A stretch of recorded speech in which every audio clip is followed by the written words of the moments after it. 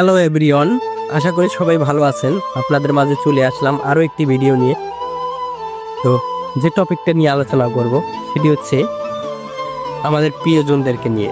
আমরা যত বেশি প্রিয়জনদেরকে ভালোবেসে থাকি, যত বেশি তাদেরকে আপন মনে করি, তারা আমাদেরকে তত বেশি আপন ভাবে না এবং আমাদেরকে অপমান, লাঞ্ছনা এবং ছোট করে কথা বলে। এটা হচ্ছে একটা বিষয়।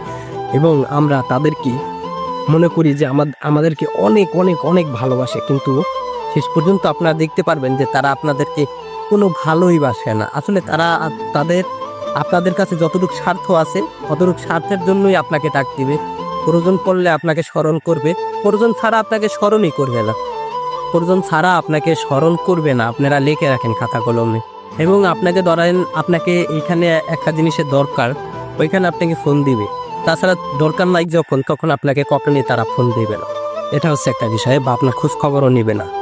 তো স্বার্থপর আত্মীয় স্বজন বা স্বার্থপর কাছের মানুষদের থেকে দূরে থাকার চেষ্টা করবেন সব সময়। তাহলে ইনশাআল্লাহ আপনিও ভালো থাকতে পারবেন, ভালো চলতে পারবেন। এবং আপনি যদি ভালো কিছু করতে চান, দেখবেন যে কাছের মানুষদের জন্য করতে পারবেন না। ও এটা করবে, ওইটা করবে, কইরা লোক আগে, ঠিক আছে?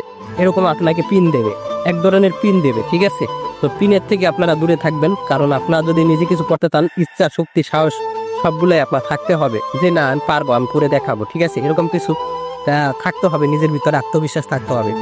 আর যদি চিন্তা ভাবনা করেন যে না সে বলছে আমি পারবো না, আমি থেমে গেলাম, তাহলে আমি বলবো কি আপনার কোনো যোগ্যতাই নেই। আপনার কোনো যোগ্যতা নাই, কোনো কিছু করার কোনো মন মানসিকতা নাই। সে বলছে তার মানে আমাকে করে দেখাতে হবে। হ্যাঁ, করতে হবে আমাকে। কেন আমি পারবো না?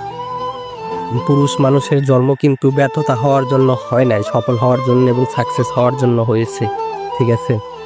এটা সব সময় মাথায় রাখবেন। তো ভালো থাকবেন, সুস্থ থাকবেন। আল্লাহ হাফেজ। আমার কথায় যদি কোনো ভুল ত্রুটি হয়ে থাকে অবশ্যই ক্ষমার দৃষ্টিতে দেখবেন।